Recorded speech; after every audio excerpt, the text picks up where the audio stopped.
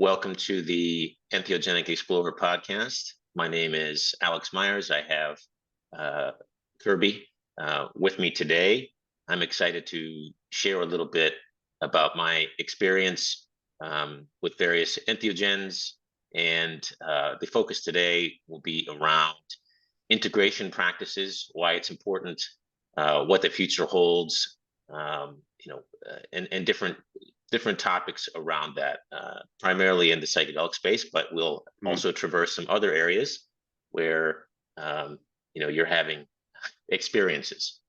So I look forward to chatting with you today, Kerby. Yeah, well, thanks for doing this. Again, I'm excited for this conversation. I think we've got some diverse backgrounds, diverse thought, different perspectives on this, just this topic and topics in general. So yeah, let's have a good conversation about this. I think not to take over the host role from you, but I guess I could ask you as we step into this, what do you, well, I guess let's just start with a little bit of background about yourself. Can you just share with folks that aren't familiar with you, just your background and yeah. Well, my background, I don't like to, it's always tricky to talk about your background. I try not to have, there's an interesting variable of confidence in what happens with your perceived level of confidence when you begin to tap into aspects of your ego, as anyone in the space knows. But I consider myself I tend to be more of an explorer of these spaces. I'm very lucky. Either it's so deeply hidden that I've never seen it, but I'm pretty sure I would have seen it by now, which we'll go into. But I haven't had a lot of challenges with trauma in my past. Pretty much everyone has trauma. It's just a matter of degrees. So I've never been the person who struggles a lot. There's certain struggles that I've had with many different medicines.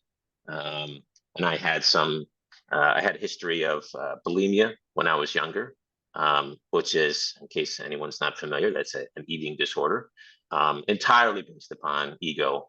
But yeah, I mean, my professional life is I mainly do project management, and I'm a people and culture person in the crypto space, which we probably won't touch on today. But the biggest thing for me in my reality these days is wanting to know the difference. That's a general theme that I always tell everybody that's important to my life. I just want to know the difference. And that means traveling different places, experiencing different foods, even stuff that's mundane and trivial. And obviously the entheogenic space, whether it's meditation, breathing exercises after a certain point of time, silent retreats, darkness retreats,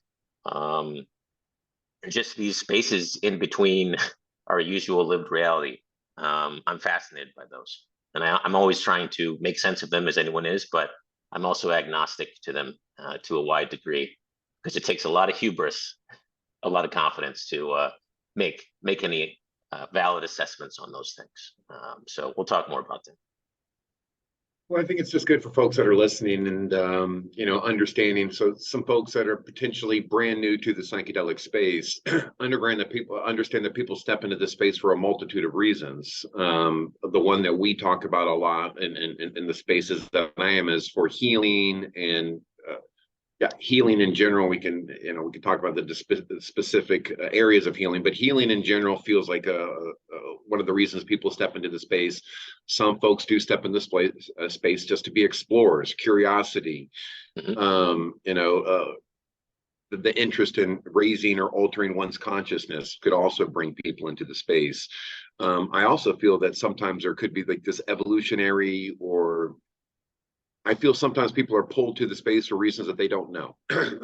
So we could also say that as folks hear about psychedelic experiences, entheogenic experiences, some folks just immediately have an interest in that. And that's interesting to me because they may not know a lot about the space, but it tells me that there's something in us that has this interest in it. And I remember taking a course in college, and it was a drug course. And one of the major themes of it was, again, if we didn't have these neuroreceptors, we wouldn't be able to experience these medicines. So why do we have the receptors of these psychedelics to begin with? Which again leads me to believe that on some level that we were designed or created in a way that can accept these medicines, accept those experiences, have those experiences. It's almost part of being a human. So again, new folks that are stepping in, understand that you could be stepping into a number of reasons, and all those are okay.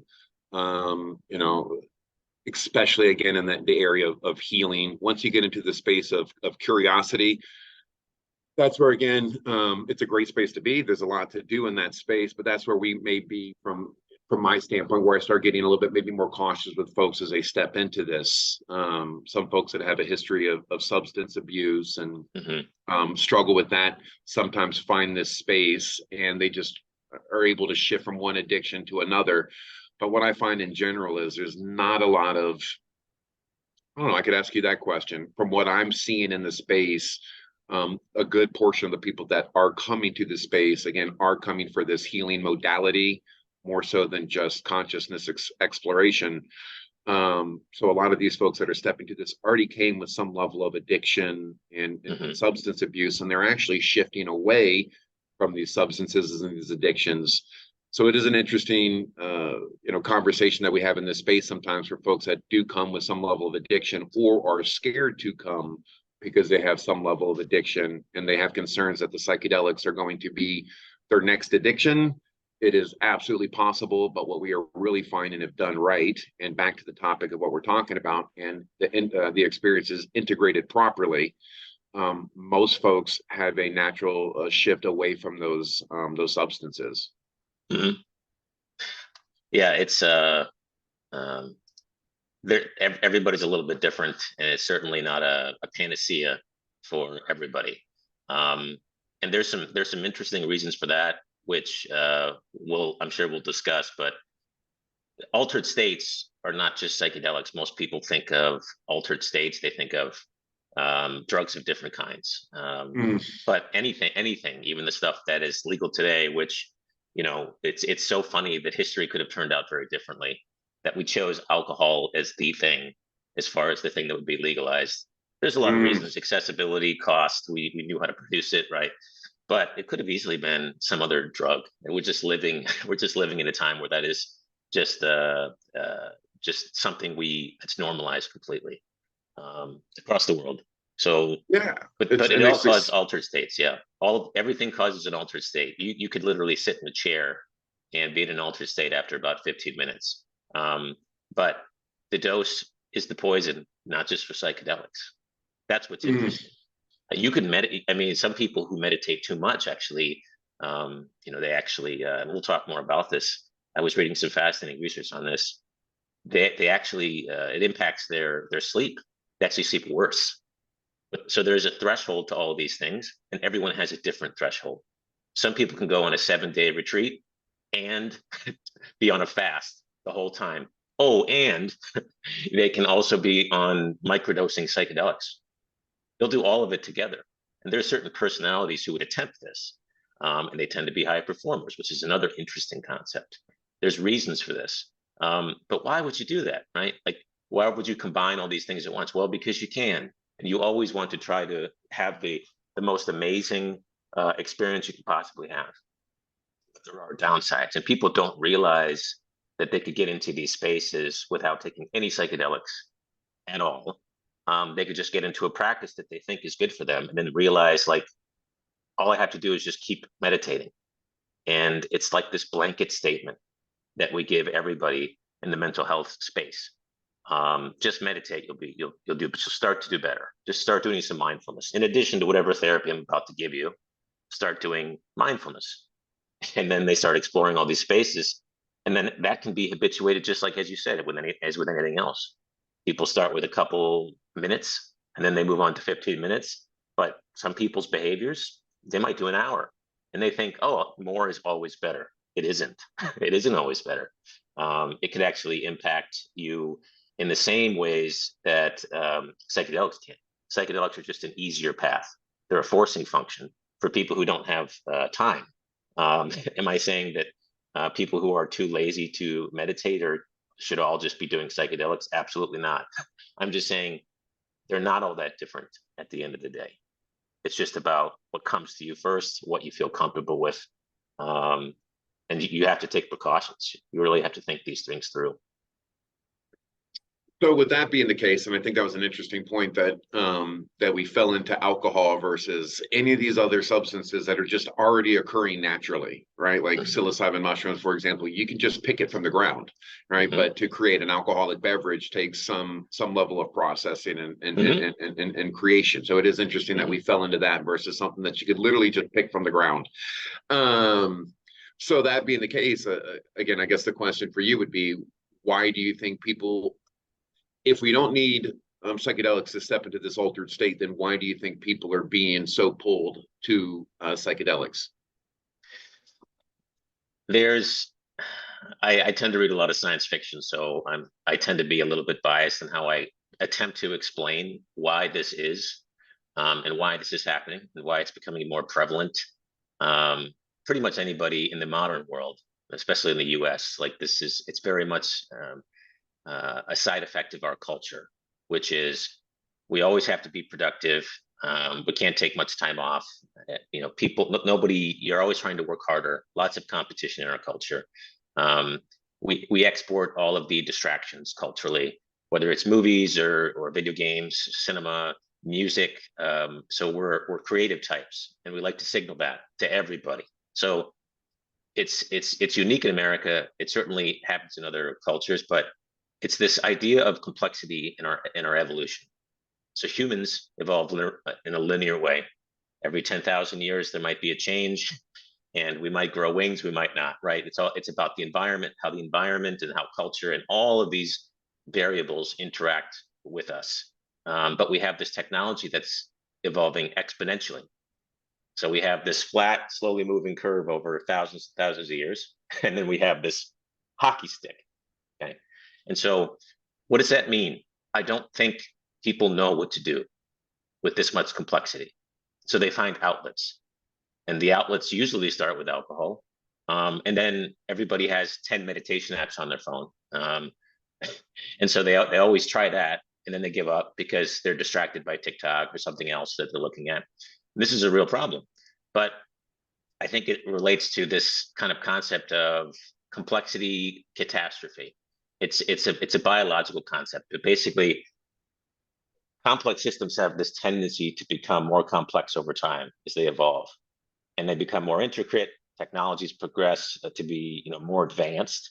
Societies develop all these convoluted rules, and social media is just one tiny example of that. That's the most obvious. And humans reach this threshold where adding more complexity causes things to break down rather than to improve further. And we are all seeing that now. In our felt sense, when we watch the news, how cynical we feel, even while things actually aren't all that bad economically. They're actually doing quite well. But pandemics obviously exacerbate this. But these feelings of cynicism, these feelings of negativity, advertisers, the media, they all understand what gets us into these negative mental states. Because being in those states is actually quite useful for advertisers, because it makes it more probable that we will buy products. If everyone's happy and like vibing with each other, it's more random. They've studied this. The stuff you would buy is more random. So the ads that are placed on your screen when you're using these free products, right? These free tools for social media, etc. They just don't work as well. So I guess what I mean is this. There's this balance on the edge between rigid order and chaos. And we're in a state right now with technology, constant distraction, every single moment of every waking moment, where people try to find avenues to get out of this. And psychedelics, just like mindfulness, just like Vipassana retreats, just like these specialized breathing exercises where oxygen to your brain basically changes. These all create altered states. Some are just easier to get into than others. And for once in people's lives, they want to feel in their body, because everywhere else, their brain is constantly tapped in, constantly wired to all this noise. And that's really what it is. The reason it becomes noise is only because there's so much of it. And that's the situation we're in, Trevor. Yeah, I find it interesting. As we have this discussion, it's what's obvious is there's this rise in interest in the psychedelic space. There's a rise in interest in tapping into some of the benefits that people are experiencing from these ceremonies, these molecules. Excuse me. And people like Michael Pollan, Mike Tyson, even Terrence McKenna, all these folks that have just kind of been more out in the public eye, and that people have heard talk about their positive experiences through this. Mike Tyson is a perfect example. I grew up enjoying watching, Mike Tyson as a boxer, but as a human being was a little borderline on that. But if you listen to that gentleman now, he is obviously not the same person. So folks are seeing this. You're a mainstream person, your neighbors, those folks again have had access to Michael Pollan's work via Netflix and some of these other platforms. So it's becoming more mainstream. And what I'm finding as a facilitator is the folks that are reaching out to me for this type of healing, it's evolved over the last decade. It is more of these, your white collar professional, your soccer mom next door, these types of folks. And so I think the importance of this podcast, again, as we've kind of outlined, some of the reasons why people would step into the space, what they're stepping in the space for is, well, how to maximize this space. So to me, integration is really that piece, right? Again, folks, we're hearing all this information. We're hearing all these stories about the power of the psychedelic experience, but I could assure you that experience could be 10x if done through proper integration. And we're not hearing through some of these stories that these folks say. They're not really sharing if it was an integration process or how they ended up landing that experience. But I mean, just a basic definition of psychedelic integration, it just refers to this process where you're incorporating these insights, these experiences, any of these realizations that you may have gained during this psychedelic journey, right? And how do you, incorporate those into one's daily life, right? So it involves actively working to really understand what happened, process what happened, and then apply this lesson, the lessons either learned or the emotions felt during the psychedelic experience. Like, how do you apply these for personal growth, healing, and just this overall improved well-being, right? So integration is recognizing, as we should, that these psychedelic experience doesn't end when the effects of the medicine wears off, or when the effects of the entheogen or the substance wears off. Rather, it's a continuation. As individuals continue to reflect and try to make meaning of these experiences. So the process to me can involve a range of activities, and some which we'll talk about, some you've already touched on: self-reflection, therapy, artistic expression, journaling, and then obviously mindfulness and self-care. So I think if folks are able to have these experiences, sit with those experiences, and again, really try to integrate the meaning from those into their daily life to make it better. Because at the end of the day, that's really it. It's like you have an experience, you integrate this experience, your life should be moving in a more positive direction. But it's very common for folks to have these experiences, have these insights, and feel that is the end of the train. Like, we did that thing, now we're good. And they wonder why within 2, 3, 4 weeks or less sometimes that they feel like they're sliding back into some old egoic patterns. Mm-hmm. So the importance, again, is if folks are considering stepping into these spaces, it's like, how do you maximize the space? How do you maximize the space? And that's really been one of our missions, is like, how can we take one experience and really stretch or magnify the benefit of that experience till we feel like folks have got it all in, right? It's almost like the bioavailability of the psychedelic experience. How much of that have you actually incorporated into you? 20%, 10%, or 100%? And I think integration gives folks that opportunity where they can walk away with more of 80 to 100%. Yeah, it's and going back to what you were saying, what these things do to the brain is interesting, and we could touch on that. A lot of different medicines impact neuroplasticity in different ways. A lot of drugs do this in different ways, but serotonin receptors are an interesting one for psychedelics specifically, especially the classical psychedelics.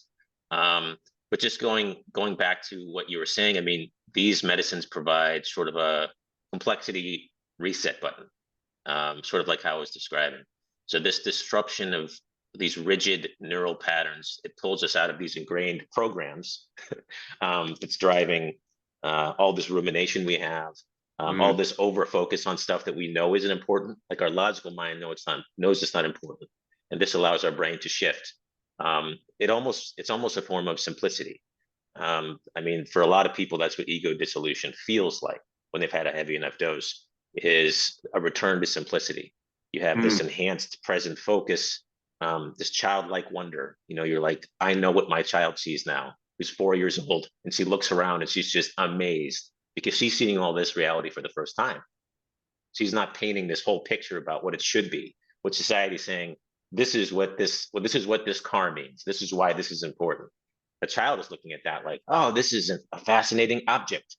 And so being able to get back to that and tap into that is really, really important. But the integration, as you were mentioning, is so critical, because you can't really get back there after the psychedelic experience. You can't really get back to that place of appreciation, of awareness, of presence, if you're not integrating well.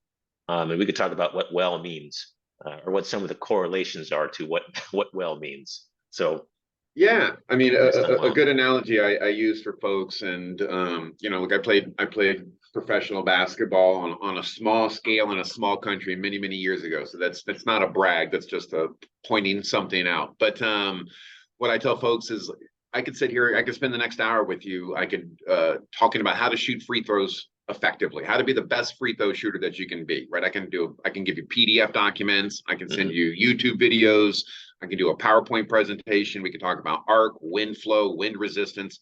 We can do all of that. So you have all this intellectual information. So that can be like your psychedelic experience. You're in this experience, it's telling you, we need to be more mindful, we need to be more present, we need to do this. You have all that intellectual information. The problem is people take it out of that space and feel that that intellectual information is already part of them, right? It's like, oh, I know how to shoot free throws. Cool. You've got that intellectual knowledge. Go to the basketball court, take a basketball and go shoot free throws. If you've never shot them before, you're going to be terrible at it because you just have the intellectual information. Now you have to integrate that into your body, into your life. So now you can actually utilize that information that you have. And to me, that's just a decent example of what this psychedelic integration process is again, you've got this intellectual information and folks feel that's the end. I need to be more mindful. You sure do. Now what? Now what? Right. And when you're talking about like these key aspects of psychedelic integration, it's these things that we're talking about. It's reflection and understanding, taking this time to reflect on the thoughts, the emotions, the insights that rose during this experience, incorporate them into daily life, finding ways to apply the lessons, therapeutic support, seeking guidance from people, mental health professionals, if that's the level that you're at, or therapist, you know, community engagement, where we're going to talk about a little bit the importance of the community, you know, mindfulness, self-care, and then setting intentions for future journeys. So again, folks are going through this. They think once the experience is done, they've done it. It's like, we've done that thing, almost like a check it off on the bucket list. But if you really want to take the power of that experience times 10x or more, it is through the integration of these experiences into the literally day-to-day life. Absolutely. And I mean, Kerby is someone who's done, you know, some of these medicines hundreds upon hundreds of times. You know what you're doing. You know what people are experiencing, or at least you have some close approximation, better than anyone I personally know, or even that I have heard of. So that being said, like what you're talking about is, or what I got from that is, you have to titrate these things. You should take them seriously. You can't watch a documentary about 5-MeO-DMT one weekend and decide, oh, I should just go ahead and do that. You don't necessarily know what you're walking into. Maybe try a weekend retreat, just being mindful for a weekend. Because they are tied together, not intricately. They're very different, but they're not all that different. But they're changing your perception of reality in both cases. So maybe consider, are you actually ready for that? Like, have you ever meditated once and now you want to do Bufo alvarius? You want to do the toad? I'm not sure that's the right thing for you. Maybe titrate a little bit and try just sitting in a room by yourself without any distractions for 5 minutes. Are you able to do that? Do you notice anything interesting? Okay, then let's move to 10 minutes. Or Yeah. let's just be out in nature and just leave our phones in the car. Like if you're not able to do that, if you're truly not able to do that, maybe it's not right for you to go into the deep end with these things. That's what I was thinking of when you were saying this. Yeah, As no, far as integration, because integration is going to be that much harder. Even with a skilled practitioner who's helping you integrate things, like if you have a break, if you have a traumatic just break in your psyche, which you know is it can happen, and this can happen in many modalities, not just psychedelics. Like that's going to be a lot harder to address than somebody who's just like, oh, you know, I really didn't like that feeling, but I was kind of expecting it because I've tried all these other things. Like I was kind of getting into that space. My vision was changing a little bit. My auditory sensations were changing. You know, I've felt that before, so I kind of got it, and so they were able to handle it, right? Like this is about where the integration starts, is like understanding where you're at now. So the integration even comes before these ceremonies, and we'll talk about that too. But I'll stop rambling for now. no, it's great because I mean you brought up a couple important pieces, and I'll try to touch on them. First off, there's levels to this, right? And just making sure that people are aware of it is if you have stepped into this space, you are looking for integration professionals, right? Or you have had this experience and you are looking to again just step into some of the things that we're talking about here as far as integrating that experience. There's levels to it, right? And me as a practitioner, I'm a somatic integration specialist, plant medicine facilitator. That's all fine. I'm not a therapist, right? So I think one of my concerns is, and again, a lot of folks are probably aware that this is what we teach folks is psychedelic integration and guide work.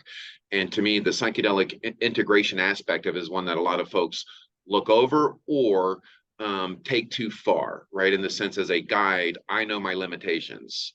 Similar to you, our wives are, maybe we have to cut this out. Our wives are therapists. That's, if you need integration for a certain level, you need a different professional. You need a professional, a professional therapist that has been trained in psychedelic integration. If you're somebody maybe like an Alex or somebody like me that have had these experiences and really just want to try to 10x the experience through, again, just a different form of integration, that looks differently, right? So there's just levels to what folks may need when it comes to integration. So that's important. If you're out there and you're looking for a psychedelic integration specialist and you're working with a therapist, maybe stay in that field, try to find a potential therapist that works with psychedelic integration. Well, I have a question for you, Kerby, Yeah. regarding that. Like, where do you see, in your experience, where do you see the line? Where's the line at where, I mean, is it people who they hyper focus on an area that, like, not that you don't expect, but it's almost like you're starting at a high level. So they're obviously ruminating about something, and they're having some sort of a adverse effect, but it's like it's clearly not affecting, like they're clearly still able to sleep, right? Or they Right. clearly still have hunger, like they still, like they seem okay there. But like where do you, when you're doing integration practices with people, that's all I really know, is that I assume you start high levels, like here's some feelings that you're going to expect, but then past a certain point, where do you draw the line and saying, you know, you need to seek out some particular professionals in this area for this particular thing, because I only have so much knowledge there. Yeah, for me, it's just a feel like you, and it goes back to some of the pieces you tapped on ego, earlier is, and that's a lot of the aspects of the training is egoically, where are you? And what's your mission here? Is your mission to be seen as important? Is your a mission to be, what happens is a lot of folks bite off more than they can chew because they want to be seen as something, right? And to me, where I draw the line is, again, it's no different than a doctor, the concept of do no harm, right? If I think it's a situation, or if I think it's they've got a history or background that I could help them comfortably integrate it without causing more harm, then I'll move forward with it. But if there's any question that what they're dealing with may be a little bit more high level, like a high level issue that they've again been dealing with a therapist for some time, if I feel that there's any opportunity that I can make that worse, I won't step into that space, because the whole point of providing these opportunities for people is to give them an opportunity for growth, evolution, and change and improvement. But I've done this long enough where I've seen the opposite happen. And that's the importance of really, from a facilitation standpoint, not to go down this rabbit hole, but to really screen people in advance. So a lot of the folks that I'm working with that have stepped into the psychedelic experience have already screened on some level, and the majority of them are bringing concerns or challenges to the space that I'm comfortable working with. Mm-hmm. If something comes up during the integration process that I was unaware of, or I think is a little bit above my pay grade, I will shift away from that, stick with the things that I know, and then recommend that maybe they find another professional. So it really is a difficult thing to kind of pin down. You just know it, I guess. I don't know. I don't know if that's the right answer. It's just a feel of this can get potentially, this can go in a direction that I'm not comfortable with, and being comfortable admitting that and knowing your lane and saying, this isn't my lane. Let me get you to somebody that could make this a little bit better for you. Because at the end of the day, if the goal is about helping people and to help people improve, if you're not the one that can do that, that's okay. Get out of the way. There's lots of other people that could be more beneficial to that person, and that could work in reverse too. Yeah, but it's so important that at least the key aspects of what you do for integration purposes, that you are, that you have, you're fairly informed about, some of the common things you should watch out for, in like an intake process, for example, which is super important. It's not just the after. Do you have a family history of schizophrenia? Okay, yes.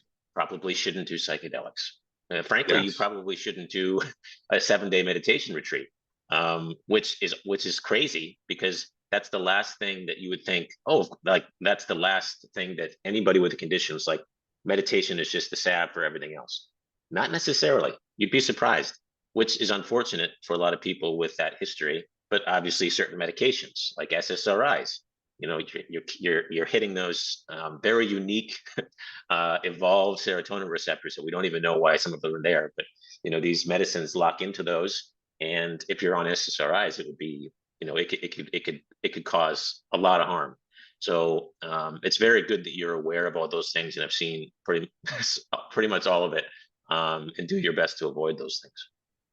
Yeah, and again, just understanding just briefly, and not to go too far down the rabbit hole of my background, but most of the things that I talk about in these spaces are the things that I share in the course and classes. It's like, here's where I made mistakes, here's my errors, and could self-admit a lot of mistakes made, and some without the information I needed. And this is the one area. I mean, my first, I did ayahuasca for almost 2 years straight, and they had mentioned integration, right? But there was really no formal integration process. There was no formal process of stepping into that, or who to go to. So it was just like, yeah, you should integrate that. And it didn't feel important, and they didn't make it feel important. So like a lot of folks, and that's why we have these conversations and why we teach this class, I continued to come back to the space. And I was like, well, I'll just keep doing this.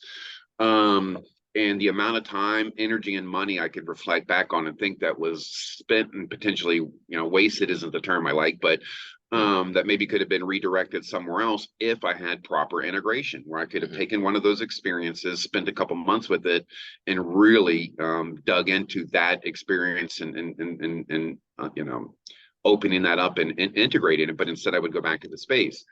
And same when I started stepping into 5-MeO, there was zero integration. Nothing was brought up in the role of integration. Nothing was even mentioned for integration. And if you haven't had that experience, it is the most powerful energetic experience a human could have, that will restructure your energetic systems. And for that medicine, I cannot believe that everybody isn't on some level driven to some form of integration, because it is going to change you.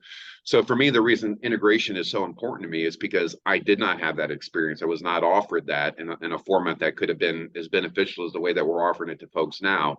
And I just reflect back on the opportunities that were missed, some of the evolution that it could have moved along a little bit more efficiently. But we all know this is part of the pattern. And I think that all happened to me for a reason. So now I can be an advocate for the importance of integration, to the point for now, most of my facilitations, I won't facilitate somebody without them agreeing to the integration process. I just won't do it anymore. It's like, you can go to somebody else They can send you to the moon. You can go see the elves, do whatever you want.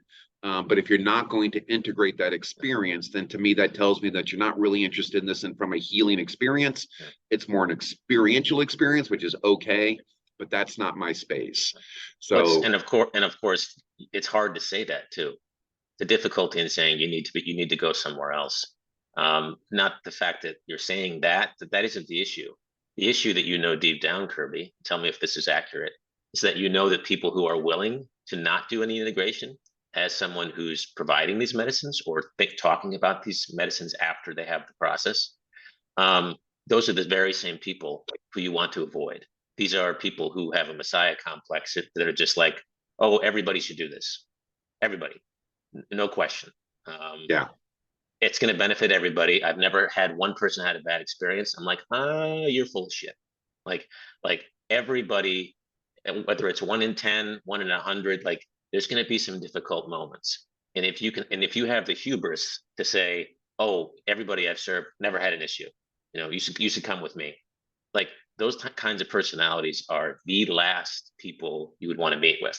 So you have to watch out for these people because they can destroy people. They can destroy people's lives without even realizing it. And they just keep moving on. And so you really have to be careful. And this goes along with experience, right?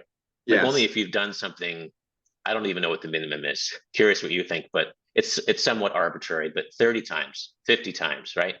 It's just like if I read an article or watch a documentary and all of a sudden I'm an expert and I'm doing a TED talk on it. Those are the kinds of people you want to avoid who are practitioners. Yeah, I think that's a extremely important point. So again, if you're new to this space and you're looking for a potential practitioner, one of the things I would ask them is, what is their stance on integration? Is that something that they're able to offer? Now, this can be controversial. I know some folks would hear this, but to me, integration was something that I had to add to my modalities because I'm the one in the space with these folks. So if I'm facilitating a journey for you, sure, right, I can refer you to somebody else to do that integration. There's absolutely nothing wrong with that. But I think that because I'm in that space, I'm sharing that energetic space with you, we've connected, I've seen this process of yours, that it would make sense from my standpoint that I'd probably be more prepared for that integration. So it was important to me. And to your point, there's a lot of folks out there, and again, this isn't a knock on them. It's just not how I think we can do better. How's that? And I was part of that, I call it the traveling circus. These folks that show up into a town, they had their little flyer, so-and-so coming to town for this weekend. They have a ceremony and they're on to the next town. Those folks are not focused on integration. And if they're not focused on integration, I question then what is their real intent? Just to serve medicine randomly?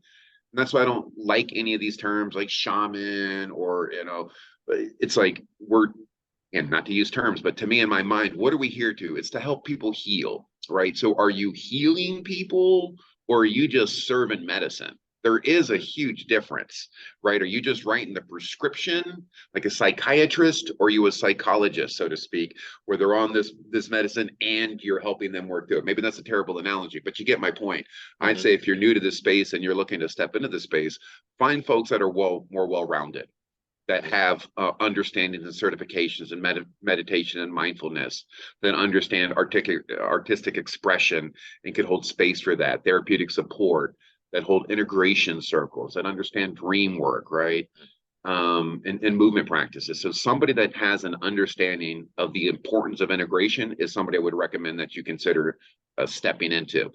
And I'll take this one more step to one of the other pieces you mentioned, is if you are this person that feels I don't need integration, maybe I could change the way that you view integration. I view most of these integration techniques as little psychedelic mindfulness microdoses, right?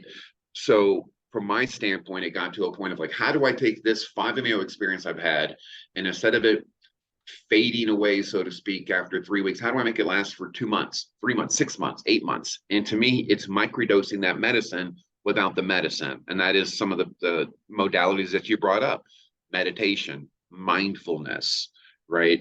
Again, some of the things I've already mentioned: artistic expression, somatic work, movement. There's ways to take that experience And again, using some of these modalities to me feels like some level of microdosing that medicine in between experiences. So it's important that, again, as you step into these spaces or consider these spaces, that it's not just the ceremony. And you mentioned earlier, Alex, too, this upfront process, this screening process.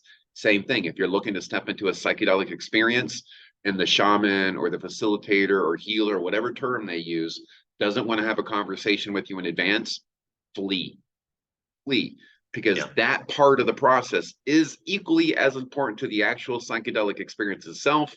And I'd say integration is that third component. So it's like three legs of a stool. So if you're going to step into this space, or you want to sit on a stool with one leg, that would be what you're doing. So again, we can do better. So it's, again, trying to train, teach, and create not just more guides, but better trauma-informed guides that have this understanding of the importance of integration, even if they only have it to a limited basis and it can only work with a select group of people. That's okay, but it's a good start. Yeah. So, I mean, this is intuitive to us, right? But it bears repeating. Someone's not selling you a car. Okay. This is confidence in this space is the worst thing to have. I think the too long didn't read here is that if you're not intuiting from this other person who says that, they do this medicine all the time, and they have a successful practice, and they travel all around like a traveling circus, as you said, right? But they have no humility, or very little. They have overconfidence, and they're not willing to play devil's advocate with you. Like, all of those should be red flags. You should run for the hills. Go somewhere else, anywhere else. So yes. What I was wondering, if next, Kerby, we can get into like the meat and potatoes of this, and maybe talk a little bit about your experience. I have some more mundane or simple integration experience, but a lot of mine is just shared with others. Yeah. And maybe that's the first variable I want to ask you about. So, if you look at some of the research, and I tried to look some of the stuff up before we spoke, so I could feel like at least a little bit informed. What are you doing? Like, what's the main stuff, right? So obviously something happens in the brain where there's a massive increase in neuroplasticity, right? So one result is you come off of the experience after you've had it, and there's a little bit of randomness at play. You notice things all of a sudden that, like, you might take a different path to go home. You might do things that your default programming wouldn't do. That's not necessarily telling you that you're having a great experience. It just means, like, this is what these substances do. And there's lots of drugs that do this, but classical psychedelics increase neuroplasticity. And so what does that mean? Integration means you're translating insights into sustainable change, not just like, that was a crazy experience, I'll do that again next summer and get my little, I'll go to Burning Man and I'll just do this every year, and then I'll have a little necklace to commemorate it, and that's it. Like, no.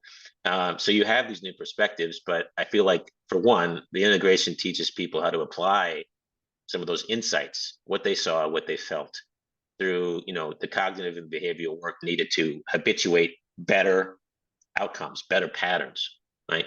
And so, because that's how you're going to have those new connections in your brain that cement into something better. So right now, you might take psychedelics because you have treatment-resistant depression. You might take a heavy dose of psilocybin, and you might sit with somebody to do that. Okay, but without the integration, the challenge is that those connections aren't maintained. So any connections that you're saying, okay, I had this experience about my daughter, or I had this vision about how my parents were going to die. Like, who knows what you're going to experience? But if you don't actually help shape with the other person, like, why do you think you saw that? Then it's not going to put them on a path towards improving those habitual patterns. You can't just meditate on that and hopefully that the right key is going to go into the right lock, and all of a sudden you're going to stop drinking, or all of a sudden you're going to have a better relationship with your parents, right?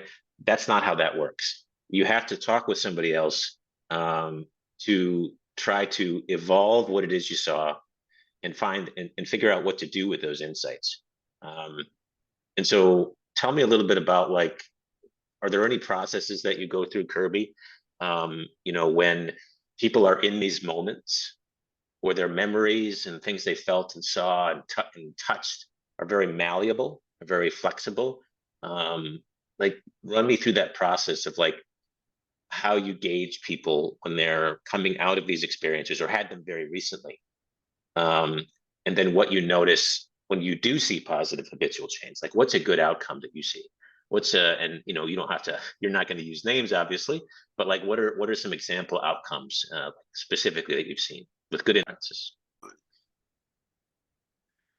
Yeah, that's a great question. And to your point, to kind of keep it, we don't have to mention any names, but I think I'll actually use myself as an example. It seems like an easy example, because anybody that knew me prior to any of this work, right, would, without me having to prompt them, would probably list some major differences. And those differences didn't just come because of the actual medicine ceremonies. It came from the integration eventually. As I mentioned earlier, it took me a little bit of time to kind of get into that integration space, but also understanding, just being honest with folks, just doing the medicine will make a change.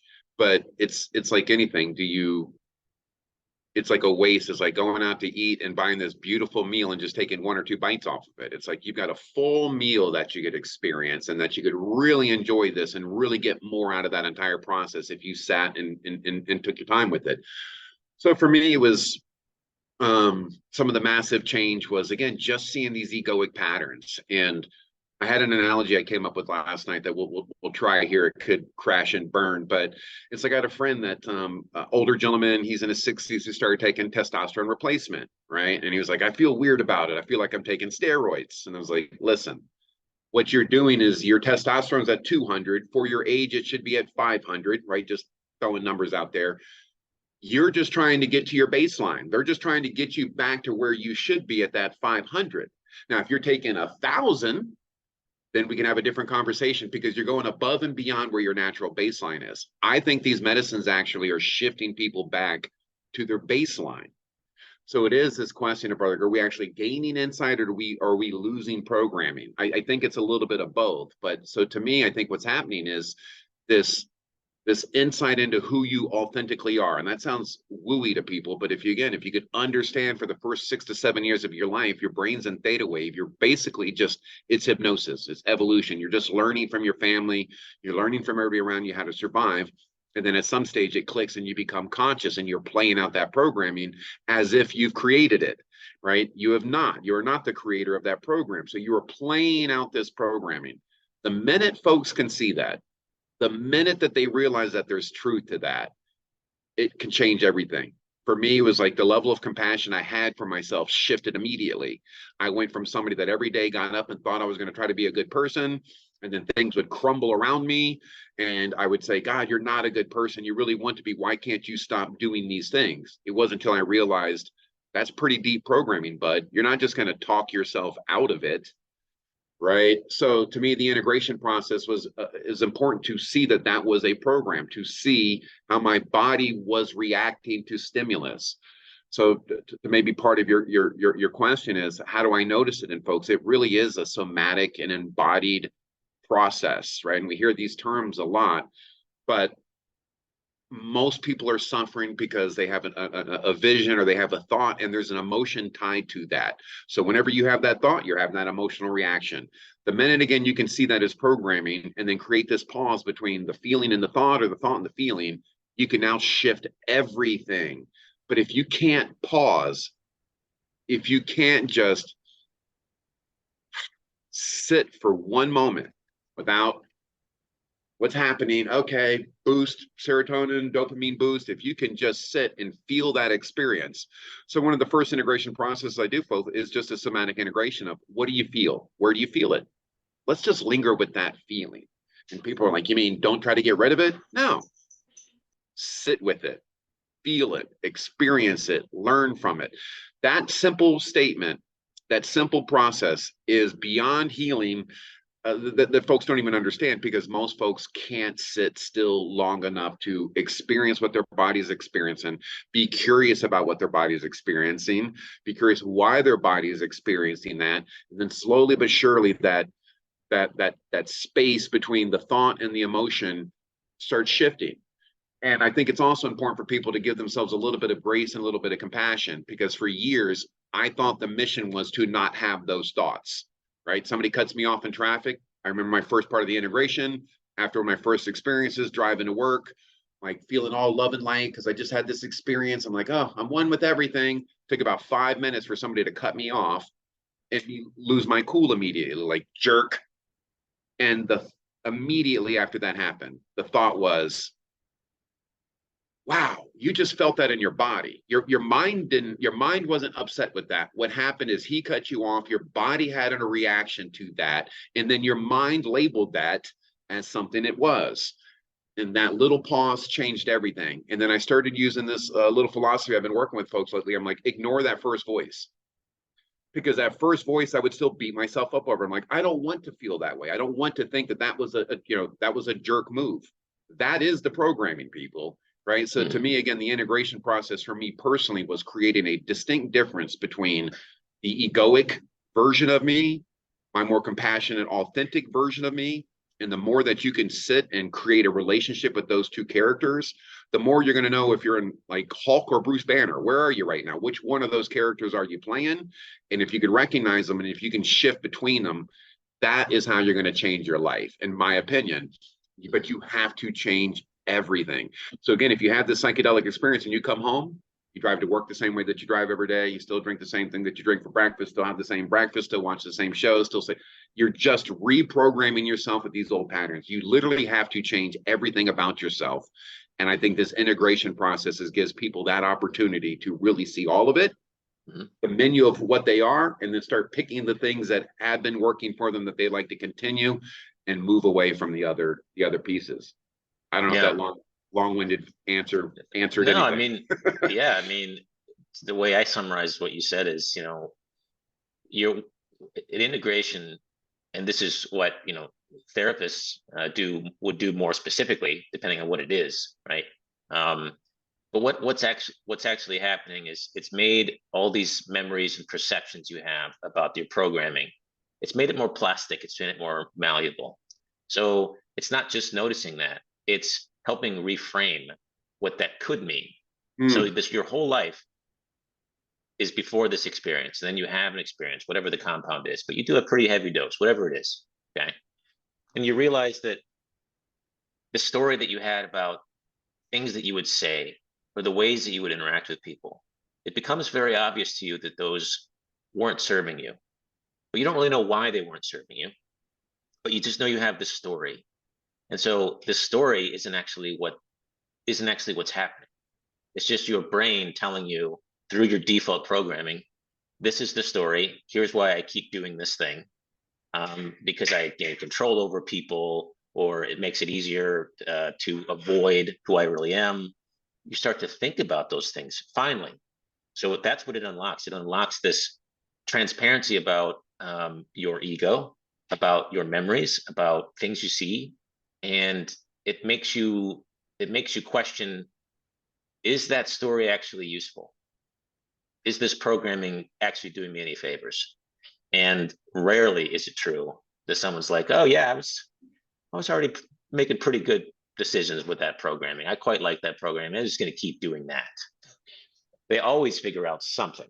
I know you and I have, I tend to be more of an explorer, which I'm both grateful for, but I'm also ambivalent about, because it's this weird ego thing. Like, maybe I should have had more trauma so that I can actually feel what other people feel, because you want to understand that, right? I want to understand that. It's the weirdest mind F I can think of.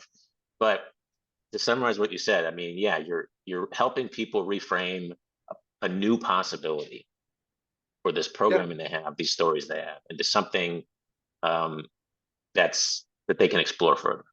Yeah, and to give themselves grace, because, and that sounds silly, but it's compassion towards ourselves is something that's all just so overlooked. And again, we always hear it, love yourself, love yourself. And I remember people saying that to me for years, and it used to annoy me. I'm like, how can I love myself? You see the dumb stuff I just did, right? once again, you can see that as programming. Once you could realize that, again, that first 6 to 7 years of your life, that was programmed. The reason that you're a Christian, probably because you grew up in Ohio. If you grew up in Iraq, you'd probably be a Muslim, right? Your name would be different. The food you eat would be, everything would be different. You are just a programmed piece of that. And so if you can understand, and people don't like to hear that. When you tell people that they don't have as much free will as they think they have, that could really bother people. But to me, it did just the opposite. I'm like, good. I could see that I am doing the best that I can do. And on some level, this is out of my control until you can see that programming. So, and you know this, we've had these conversations and why people get stuck in these ruts. We are addicted to our emotions. So if the path from work is from here to there, and I go there today, it's safe, my ego, my body, everything's like, that's the way to go. Tomorrow I go, now there's alligators in the path. It's getting more dangerous. Next day there's robbers. My ego still, the programming still says that's the route. And people don't understand that. They don't understand that the ego is not their enemy. This programming isn't necessarily their enemy, but it is the programming, and that it will take you on that path where there's alligators and robbers because it is the familiar path. And that's what we're trying to change. We're trying to change the familiar to new. And to do that, again, you have to change everything about yourself. I love Joe Dispenza. He talks about, he's like, if you drink coffee, start drinking tea. You drive to work one way, drive a different way. You're trying to change these this map of your brain and how it's being received. And the only way to do that is to change everything. Change your outfits, change the way you talk, change the shows you watch. You have an opportunity with this neuroplasticity that these medicines, these sacraments can offer. But I think, again, the level of the need for self-compassion is vital. Because of the level of compassion that I have for myself with all the flaws and all the errors, I can look back on almost everything in my life and view it as a piece of the recipe, right? I could look at something that a lot of folks would say, well, that was an extremely traumatic event. Could have been, was then, but the way I view it now is not a traumatic event. I view it as a necessity to create what I am today. You can't, it's easy for me to say that to folks like, hey, well, you should love that about yourself. You have to work to that point. And if you can work to the point where you do love yourself for who you are and what you are, these past experiences can start to become viewed as necessities, recipe, ingredients in the recipe. I mean, I've got a pretty heavy traumatic event that when I share with people, I'm like, I wouldn't change it in the world. That just blows them away. I'm like, if that event was going to happen again, I would step out of the way and say, make sure this happens, because of with the work that we're able to do to change the perception of that, it is now a positive event. So again, having some compassion for yourself, understanding there is a deep level of programming and that you are not going to change with your thought, like, oh, I'm not going to do that anymore. Good luck with that, how that's been working for you, because it didn't work for me. There's your opportunity again, is to have a little bit of compassion, see the programming and start unwinding some of this programming. Yeah, and I mean, anybody who knows at least a little bit, who have read about how habits work, right? We've got a cue of where that programming kicks off, right? The catalyst, right? And that's what these medicines are doing. They're creating a catalyst that disrupts this neuroplasticity. So you can actually think about the cue of any habit you have, however bad it is, even if it's like based on an interaction, how you treat people, right? It doesn't have to be the usual stuff. It doesn't have to be alcoholism. Like, it could be anything. So you have this cue, and then there's this routine you do. That's your programming, and then you get some reward, right? So in our brains, you trigger this behavior without any conscious thought at all. This disrupts that, right? That's what I'm hearing you say. So if you have developed a habit of, for example, going for a run every morning after waking up, that sound of the alarm clock ringing could trigger the behavior of putting on your workout clothes. And then the habit finishes. And then the reward is that you feel good, right? And so it doesn't matter if it's a positive or negative habit. These medicines are causing you to interact with these differently and really look at, okay, why is that my cue? Why does that have to be the thing that changes it? And why is my routine doing this to other people? And so it doesn't matter what it is. It disrupts it and allows you to reframe it. And so I love that. One thing I wanted to ask you about, Kerby, is how do you deal, because I know you've seen this, my friend, how do you deal with people who they have all these thoughts and emotions about what happened, and they ruminate on how amazing the experience was, right? So to keep going back to the experience, And then as a result, they either do it more or they try different medicines, and that's just what they do, right? How do you approach people who it's like, well, you've had all these amazing experiences and you keep talking about them. At the end of the day, you have to ask them, like, where do you get to a point where it's like, when is your behavior actually going to change? Like, you're learning all these new things, but as in anything in reality, you can't just think them and will them to being true. You actually have to change your behavior. So where do you see you struggle with people there? Like, how do you know people are kind of in that rut? And do you have any strategies or tools to get out of them with people when you're integrating with them? Because like you might see the same people all the time, and they still are cynical about the world, or they're cynical about how who they are. They'll never be a leader. They'll never be X. They'll never be Y. But yet they have these amazing experiences, right? So how do you deal with that personally as an integration coach? Yeah, it's not uncommon. I mean, again, to me, if you showed up for a weekend ceremony, the community, the connection, the energy, the space, the vibe, it's attractive, right? So wanting to step out of the matrix for just a weekend and step into a space where you've got shared understanding, normalization of the experience, validation and empathy, the reduction of isolation, celebrating growth, all these things that are happening in this space together, which is the importance of community, which we can get into. Most folks don't have a community. So what happens is these ceremony weekends start becoming your community. And I was one of those, right? And then you start becoming known. So then there's some egoic pieces like, hey, Kerby's back, right? So now it's like, yeah, I've been doing this before. I'm not new to this experience, right? So now you feel like somebody in that space. So people are finding these spaces to substitute community. And I understand it, right? Because again, we talk about like this normalization of experience and the validation and empathy that sometimes you're not going to get outside the space. So for those folks, I mean, you almost answered the own question. It's how can you integrate that experience with them and show them that is what's happening? It's like, yeah, the experience was great. What are we doing with this? If we're just having these experiences, we're not honoring the medicine the way that we should, right? And to me, the game from my standpoint is it's like a lot of medicine. Like, how do you use the minimum amount of medicine to get the maximum result? Well, that's going to take some level of integration. So it's soft to your answer. How do I work with that softly? Because I understand that these folks are also showing up for community, and for some folks, this is the only community that they have. So you also don't want to pull that from them or make them feel that there's something wrong with them for wanting to continue to show up. But you do have to have those conversations. Yeah. Because at some stage it's diminishing results, right? And Aya finally told me that, and that sounds wild to people. It's like the wooiness of it. But my last ceremony, she was like, "What are we doing here?" And I was like, "I don't know." She's like, "I've pretty much told you what you need to know. Are you implementing it? Are you doing anything with it? Have you put it all into play? Have you mastered that yet? So hang up the phone, right? The information's already been given, so hang up the phone." So it's just having that conversation with folks, and potentially from us as a church and a community is trying to offer them another way of having community. It's like, well, maybe volunteering would make some more sense for you. Maybe you could help us out with this event so you can still be a part of this, but not having to necessarily participate in the psychedelic aspect of it because it may not be needed. Yeah, that's the biggest thing I struggle with when I hear about people who have done these things is, they're like, I found my people, right?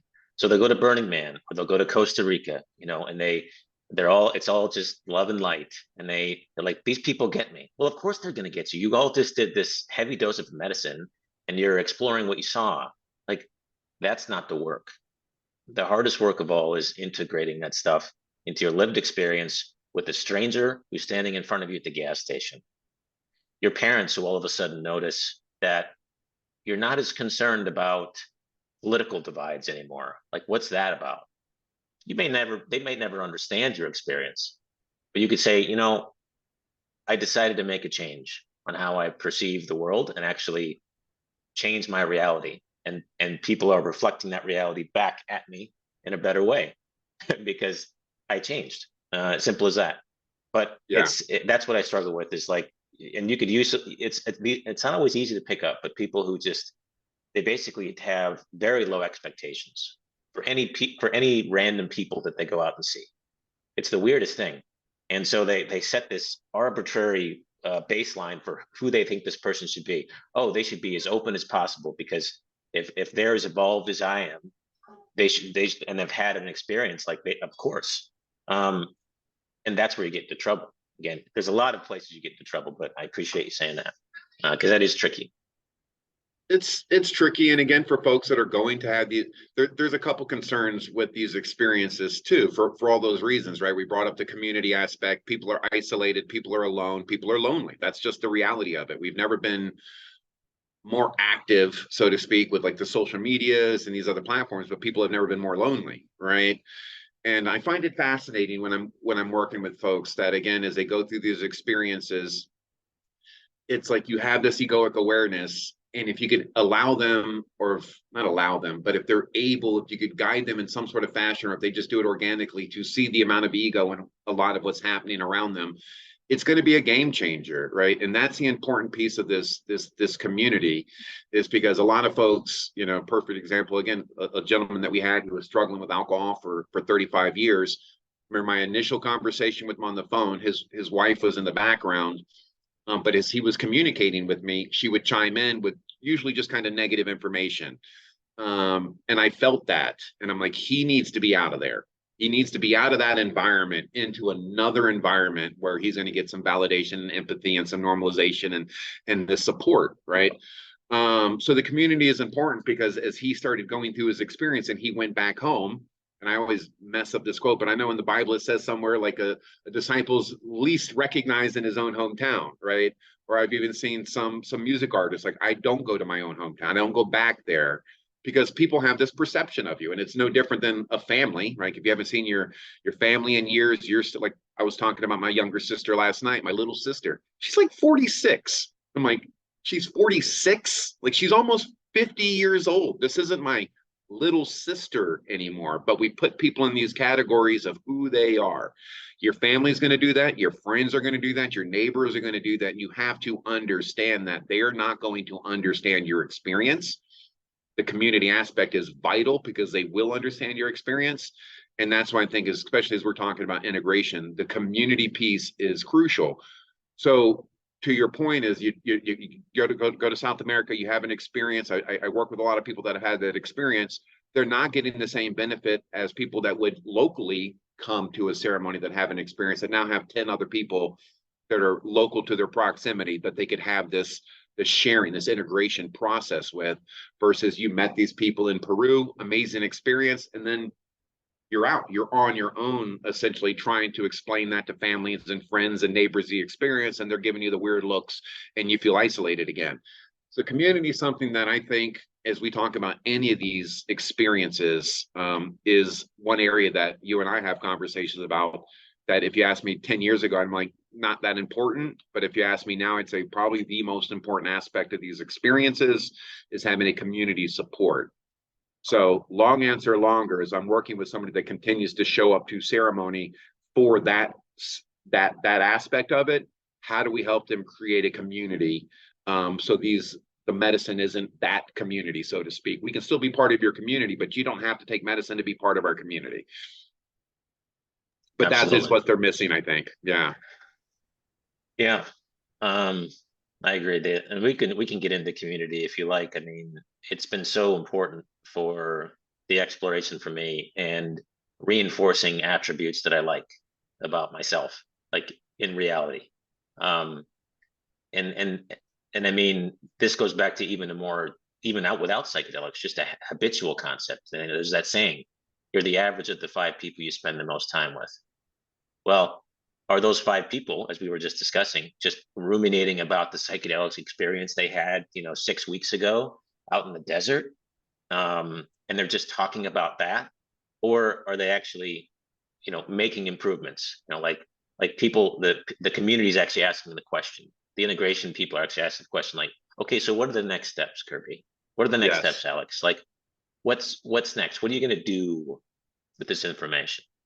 So yeah, that's so important. Let's go more into community though. I mean, Yeah.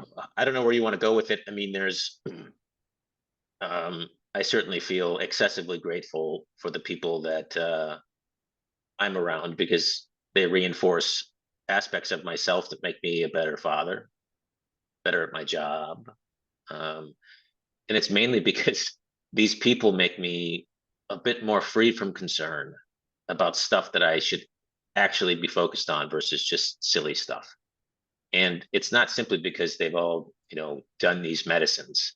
Um, that's certainly a space that aids in understanding, but it's not the only thing. It's just, psychedelics have this tendency to create a kind of intellectual, cognitive like flexibility. Like I definitely don't know all the answers, especially after that. And I think that's been big too because it's made people less reactive to ideas that used to just bring them a whole bunch of stress. I think that's the main thing about what communities like that do is, um, you know, if I start talking about, all the negative things that are happening in the world, all the news, I have a feeling that somebody in this community that I get to be a part of, that I'm so grateful for, will ask the question, well, Alex, maybe it's just what you're paying attention to. Maybe you should just pay attention to something else. Here's some ideas. Here's what I'm paying attention to. And I'm like, you seem like a happier person this week. Maybe I should be paying attention to what you're paying attention to, which is not, Fox News or any other news outlet that just cycles into here's some awful shit that happened. Here's some more awful shit that happened. That you And can't that's do anything about, by the yeah, way. yeah. Here's some That you stuff. You can't. just watch it. Yeah. You just watch it, but nothing you could really do about changing it. Yeah. And sometimes just that's enough, with people who are around me. But it's amazing how different communities, different groups of people, they'll just go out, they'll be all in on this cynicism. They will find any rabbit hole, they will find any conspiracy, um, just to validate this egoic aspect of themselves. So community is super important. I don't know if there were certain variables you want to talk about with community, but it's been absolutely critical for me. And I honestly question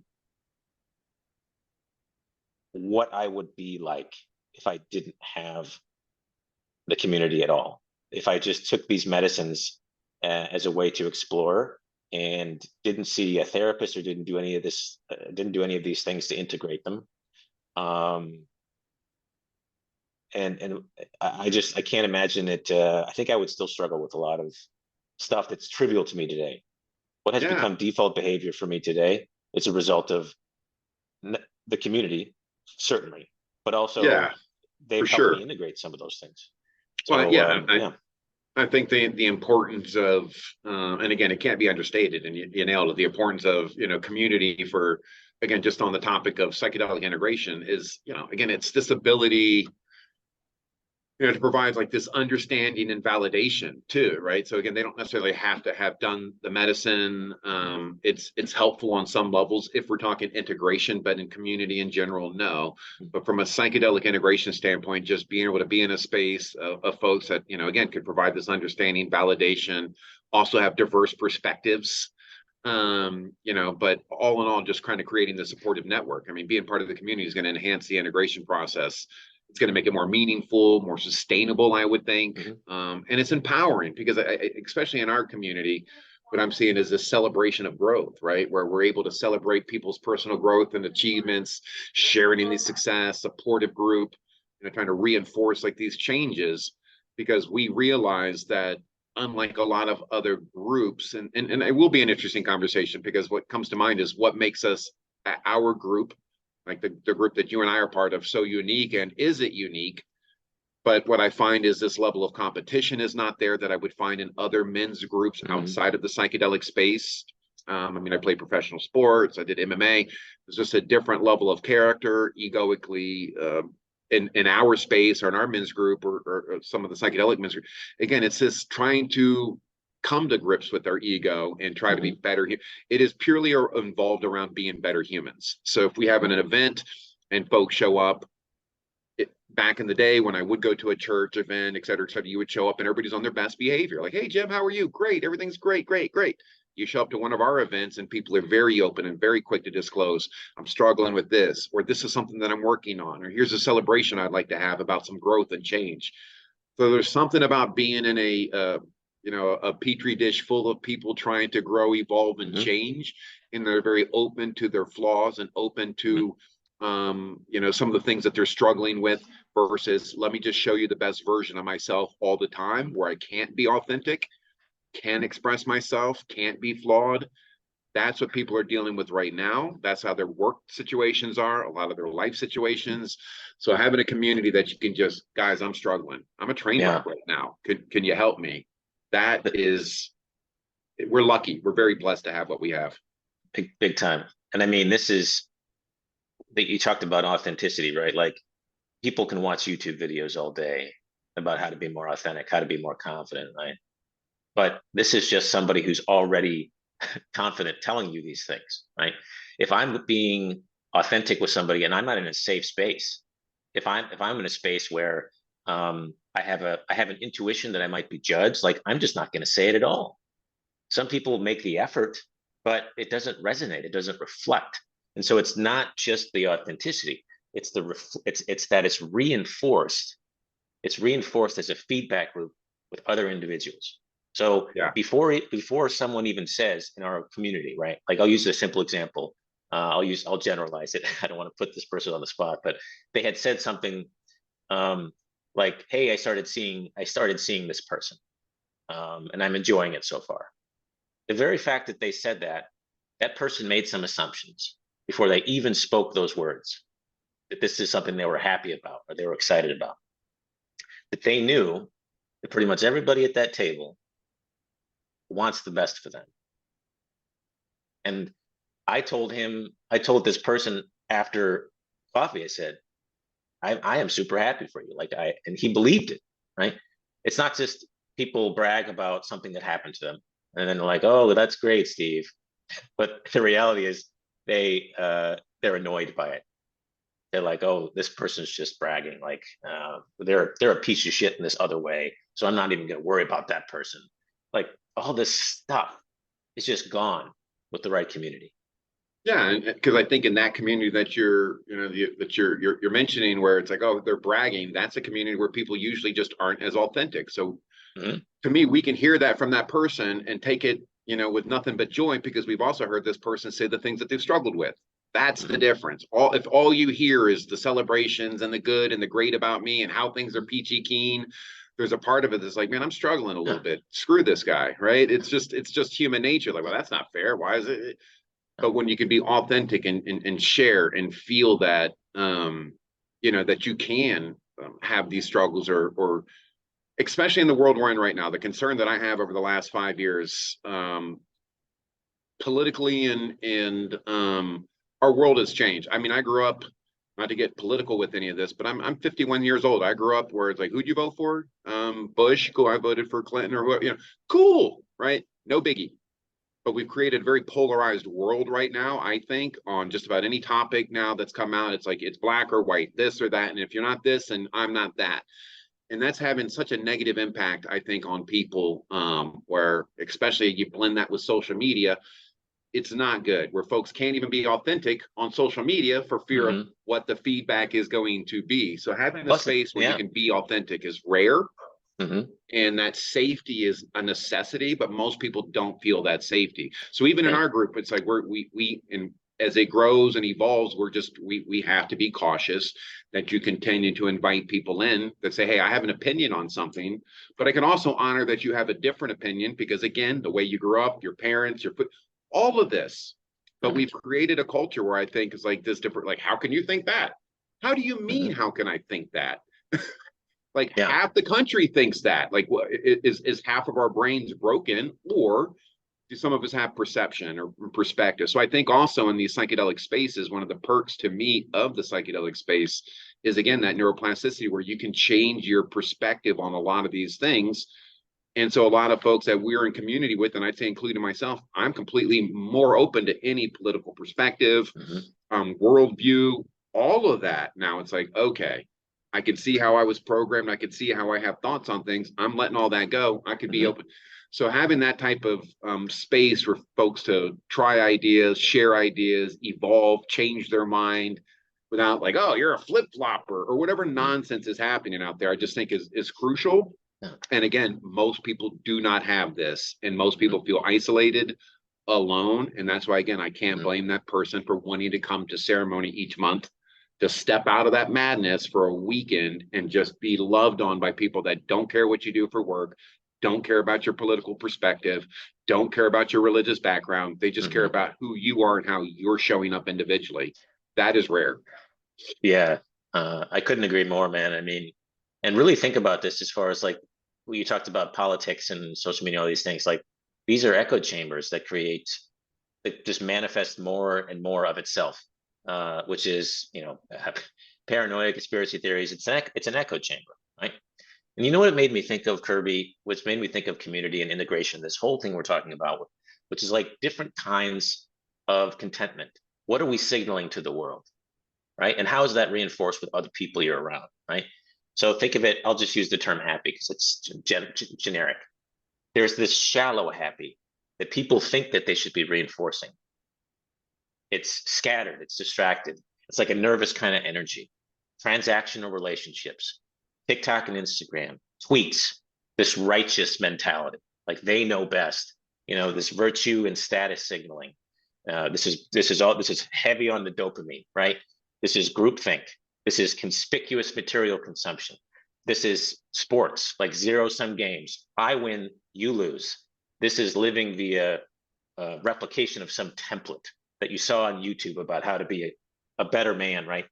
This is ego-driven stuff. This is not introspection, it's extrospection. It's looking at what other people have.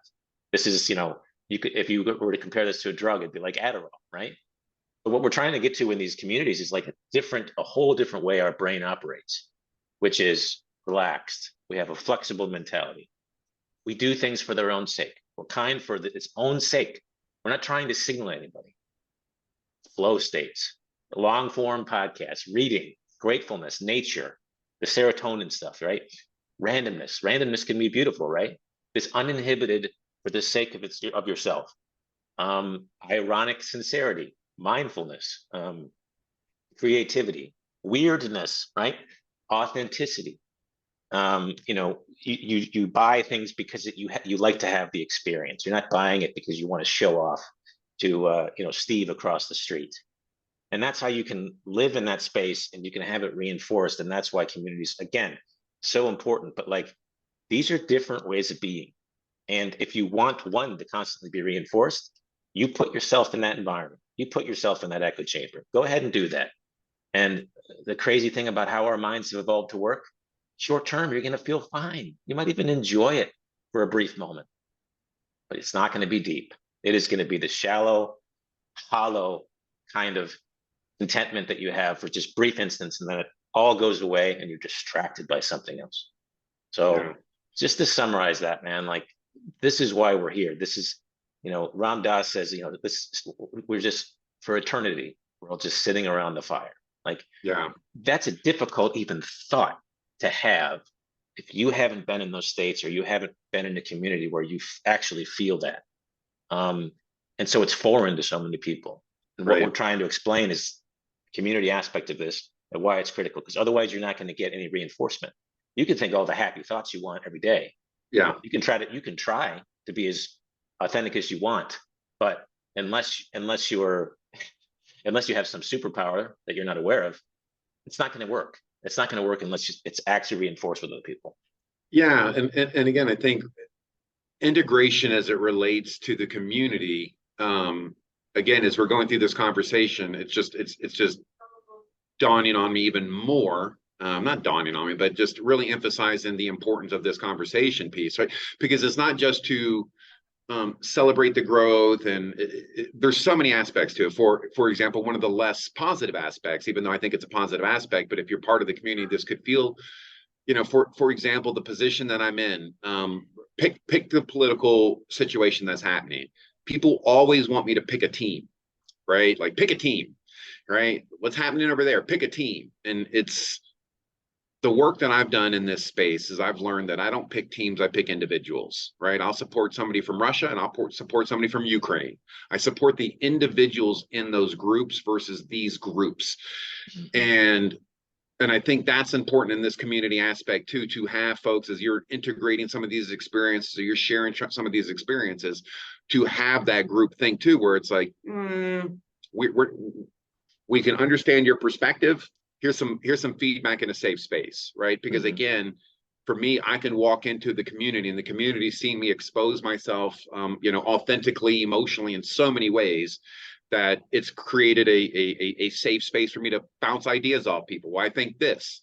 So it can't always, a good community can't just be an echo chamber. It's got to be a space where you feel safe to try new ideas, share new thoughts, share new perspectives, especially in this world that we're in now. So much information. Where again, some of the heat I've gotten recently is like, hey, pick a team. It's like, I don't know enough to pick a team, number one, anyway, and I don't pick teams, I pick individuals. But by forcing team picking, we've eliminated this ability to have open conversations about what exactly is happening, like on an individual basis. So to me, integration in the community is, again, it's if done properly, you have a space where you can share these ideas, test some of these theories, test some of these thoughts, not feel that you're going to be judged in a negative fashion, right? Because again, a lot of these topics that are hot, so to speak, out in the world, put that on Facebook, put that in some sort of thing of like, hey, I don't know, I'm thinking this, and watch how quickly the world can turn on you. So folks don't explore these new ideas, they just kind of hide. So especially in the last 5 years, to me, the community has provided people a safe space to work through ideas. And from an integration standpoint, that's exactly what you need, because it's something that has potentially changed your personality, could change who you are, change everything about you. But you need to be in an environment where that growth is going to be supportive, allowed, encouraged, but also tampered if it gets a little wild, right? Where you could have friends say, you might want to be cautious with that. Versus the typical world out there is looking for, people are just sitting around on social media looking for somebody to vent on. Not a safe space to grow or try new ideas. Yeah, and I want to I do have to wrap it up somewhat soon, but I mean, yeah, we can end this part of the conversation, but like, finding meaning is hard enough. Don't make it harder by paying attention to the same things you did before you had these experiences, right? The medium is the message, so we reflect to others what we pay attention to. So change your environment so that this deep contentment becomes more probable. Easier said than done, right? But it's so important. The last thing I wanted to discuss, Kerby, was, I know this was kind of something we thought about talking about, was just, where's all this going? Like, what's the future of what we see in the space, like cultural shifts? And I've got plenty of sci-fi proclamations about where I think it's headed based off current technologies, which I'm happy to riff on. But did you have any other closing thoughts on like the importance of community, or Well, I'd say, we could have a whole show just on community. But I'd say, where do I think this is going in general? I'll share two things, just where I think the psychedelics are going, and then I'll close with something on the integration for a little bite here. But to me, again, I just recently went back. I started school again, going back to school to be a therapist. I've been working on one side of the tracks as it relates to psychedelics for quite some time now. My wife's on the other side of the tracks. I've been convinced, as somebody that's been working with people that struggle with, mental health issues, or just emotional situations, just life in general, that these medicines, and that's what they are to me. We use the term sacrament from a religious standpoint, but these medicines are changing people's lives. They are not for everybody, and we could have obviously started the conversation with that. Not for everybody, not for everybody, not for everybody. But for certain people, they are going to have a significant impact. That could be positive, that could be negative. Hopefully it's positive if done correctly. But to me, the world of mental health, especially in the culture that we're in, we know it's wrong. We know that we're in a system that's pretty much broken right now. People are isolated, they're working too much, they're alone, divorce rates through the roof, we're not connecting with each other. These medicines have the potential to change all that. So to me, I train a lot of therapists. I train a lot of people that are just compassionate individuals that want to step into this space. But I think if you are a therapist, and you don't have an understanding for how these medicines operate, how they're changing lives, the psyche, all the aspects that these can be utilized in, I think in the next 5 years, if you're not onto that, you're going to end up being a dinosaur. You're going to be in that old 70-year-old guy that refuses to use the interweb, because he's been mailing letters his whole life, right? This is changing mental health, and there's a lot of great podcasts out there. I just listened to one with Andrew Huberman yesterday, and he was talking about psilocybin, which our next hopefully podcast will be on psilocybin. And he was just talking about microdosing, how they did it's tough to measure the cognitive change, right? Because it's like, how do you feel? Better. Tough to measure that anecdotally, but they did a finger tapping test. So they took a 21-year-old, 21-year-old could tap their finger like 80 times in a minute. 50-year-olds are like 55 or 60. A month of microdosing completely changed the way the mind operated. So now they were able to increase their tapping almost to that of a 21-year-old. That, again, understanding that without them having a vision or, the angels told me, or any of that, it is changing them physically and cognitively for the better. This is the way that we're moving. So again, I think it's important that, again, if you're in the therapeutic field, to understand that this is happening and to have some understanding of what's taking place. If you're an individual that's struggling, with any level of mental health life, first off, give yourself some grace. We are in a broken matrix. I think this is an experiment that to me has failed miserably. We are nature, but yet we're looking out our windows into nature with this complete separation from it. And that separation has taken a toll. And that's what we see around us. I mean, I read the other day that our country is like, our life expectancy is decreasing. That should just blow people's mind. Our life expectancy is decreasing. We have all these things, but it's decreasing. Why? What are we doing to ourselves? So I think people are waking up. They're realizing that they've gone through most of their lives playing these characters, playing these roles, playing the game, but they're miserable. They're unhappy with it, and they want to change. And I think that these, for some folks, provide an opportunity for that change. Not for everyone, but again, if done properly, and a major piece of that is the process of integration.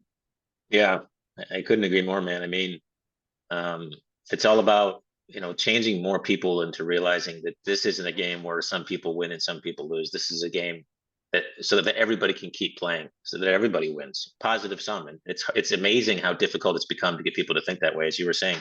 But I mean, where I see this unfolding is, I mean, obviously it's not an if, but a when for some of these psychedelic therapies to become either decriminalized or legalized in some way. And so how does this factor into the therapy, right? What I think will happen is that therapy and integration will become standardized for many health issues, with protocols that are optimizing, the setting. Like they're going to be doing studies on this for sustained transformation. And it's just like how you use a smartwatch today, or how some people buy these devices like transcranial magnetic stimulation, to like tap into some part of their brain.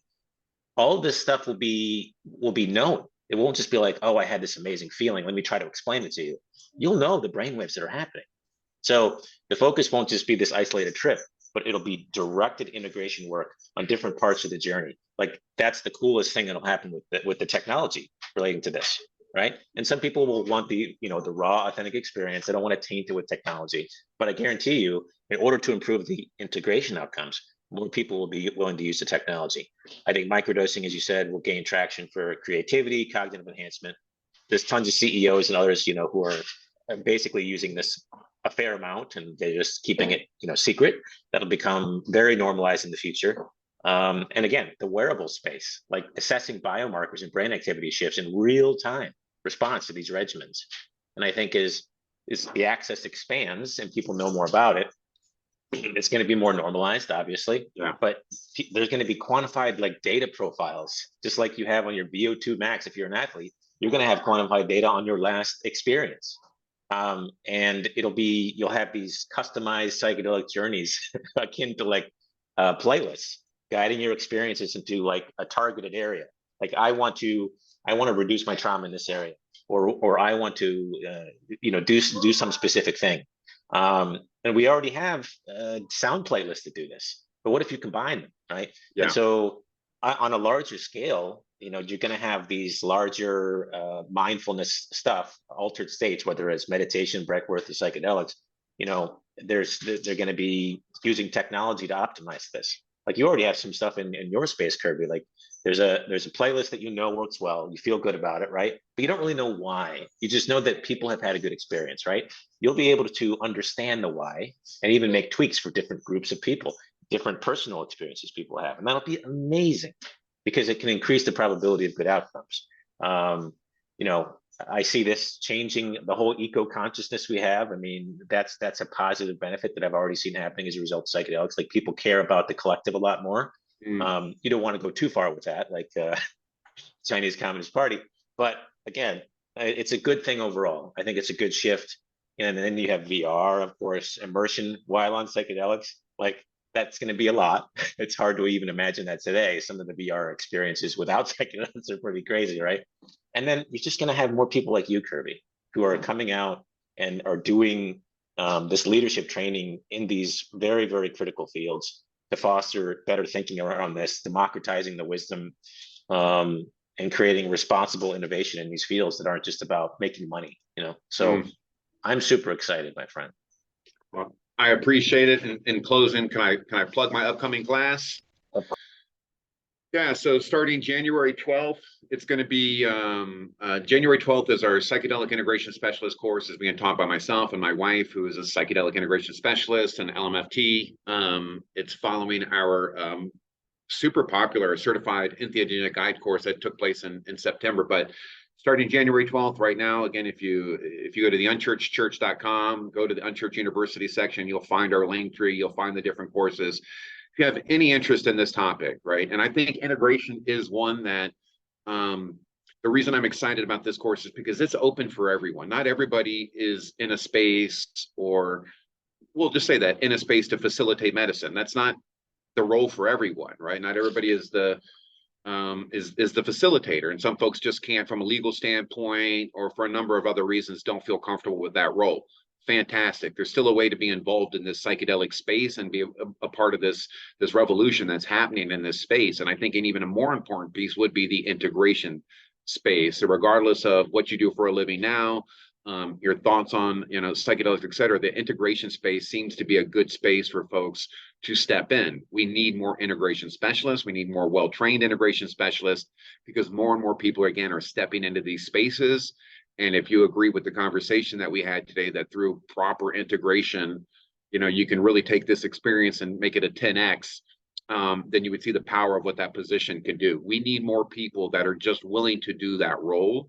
What I'm finding is egoically, more people just want to facilitate the experience. And I get it, because they're in the mix, that, you know, they're doing that, but that's just not for everybody. And even somebody as myself that's been doing it for a decade, I am more interested in and more passionate about the integration aspect of it now.